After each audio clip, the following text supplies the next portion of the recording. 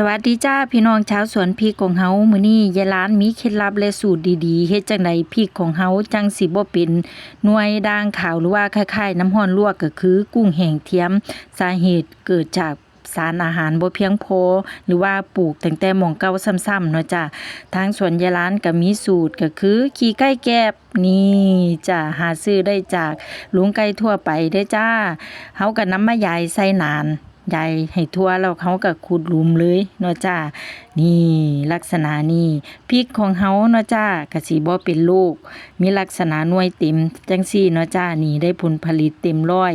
ส่วนยายหลานแต่ก่อนเป็นจ้าเป็นหลายแต่ว่าเดี๋ยวนี้บ่เป็นมา 4-5 ปีแล้วนี่ละจ้าเคล็ดลับดีๆก็คือขี้ไก่แก็บและใส่ปุ๋ยแคลเซียม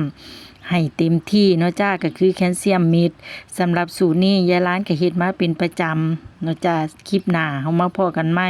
คลิปนี้สวัสดีจ้า